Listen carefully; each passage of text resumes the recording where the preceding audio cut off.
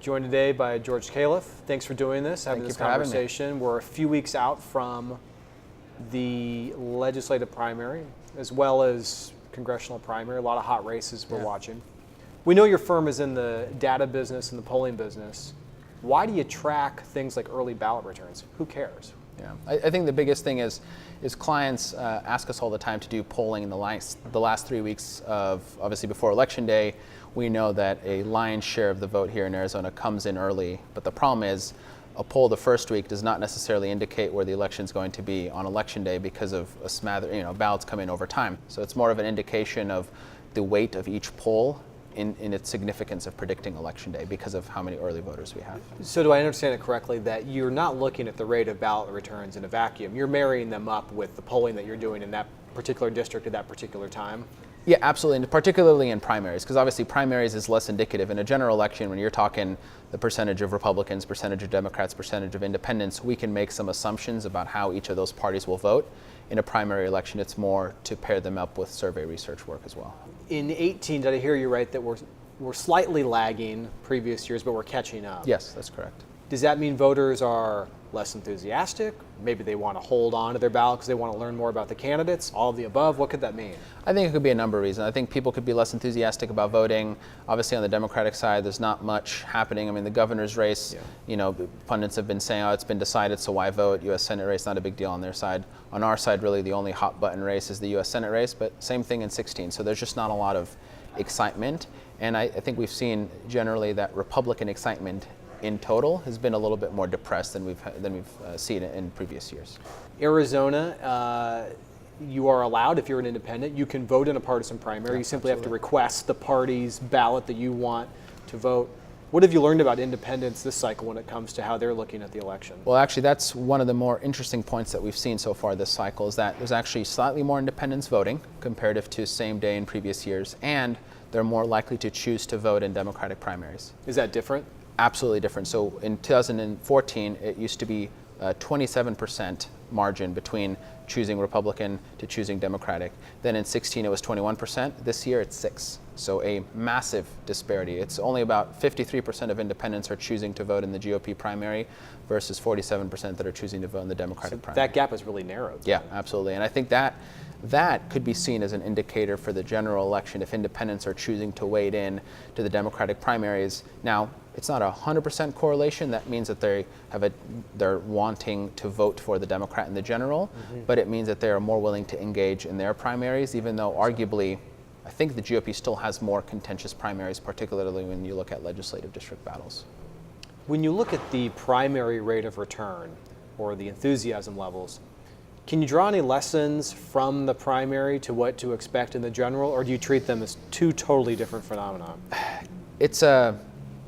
You almost have to treat them differently. I think the things that you do correlate is the independents and what primary they're voting in. I think that matters. And if we end up seeing a big shift in terms of the percentage of Democrats that turn out versus the GOP, I think that's a big deal. But everything that we're seeing so far, I don't think is able to be correlated to the general because we're still talking peanut differences when it comes to the election as a whole. But I guess we'll see how the third week plays out. That's going to be critical to see how we end up comparative to the 2 previous years. If you're an independent and you want to vote early, you want to vote by mail, you need to make that request for your ballot this week, and then you have to turn it in pretty quick by the 22nd. That's correct, the Friday before. Of August. That means we're getting close to the actual election day, primary election day. What do you watch for in these closing days? I think what we watch for is, are the people that we expect to show up, do they show up early? Or are they holding on to their ballots to walk them in day of? So that's a big indicator that we see. And then is there an influx? Sometimes we see an influx of independents that want to request ballots later on, because obviously that's, this is when campaigns are urging them to request ballots if they're the type of voters that they want to see. And so that's a big deal. But again, in Arizona, a lot of the election is done when early voting ends. It's about 50% of the vote. There's another 25% of the vote that walks in their ballot. Now, we don't know when they fill it out and if it's sealed and, early on or physically last minute, but they walk it in. Only about 25 to 30% as a statewide do that. In rural Arizona, though, it's 50%. So that's where in places like Arizona 1 and Arizona 2 and things like that, even though Arizona 2 is not as rural as 1, there's a lot more people that go in day of and just choose to vote that way versus voting early.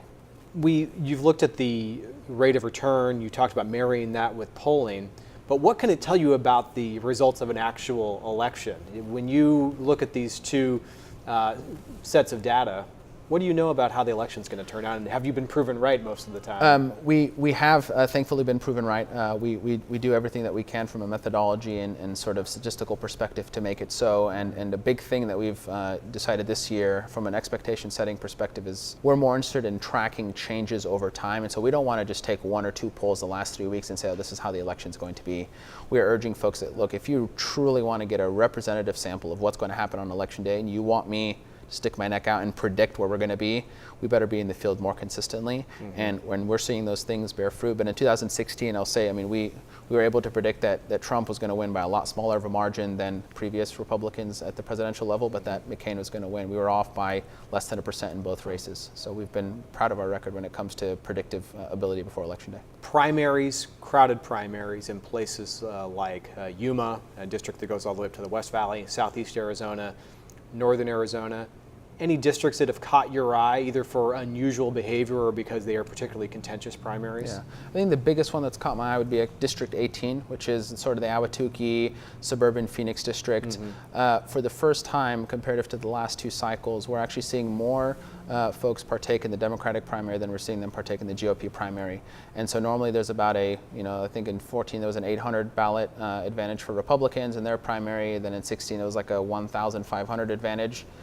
This year it's a 450 ballot advantage for the Democrats. And I think that's particularly interesting because we've seen those trends from a party registration perspective and a turnout perspective going back to 12, 14, 16 general, and then now going into the 2018 primary. So I think that'll also have an effect and a predictive factor in terms of what happens in the 2018 general in that district. So in that district, you might be potentially seeing 2 things. One is the changing makeup of the district overall, but also this enthusiasm gap that you've discussed. 100%. There was actually a statistic as well about 3 months ago that the Democratic Party in the district had more precinct committeemen, which is activists at the party level, registered and attending meetings than the Republicans do. And that's a big deal as someone who's been in sort of party politics on the Republican side before. I mean, those meetings are 150, 200 people, and so they're at 200 plus now going into this election. So they are excited and they're working it in that district. Yeah. George Khalaf, President of Data Orbital, thanks for joining us. Thank you so much.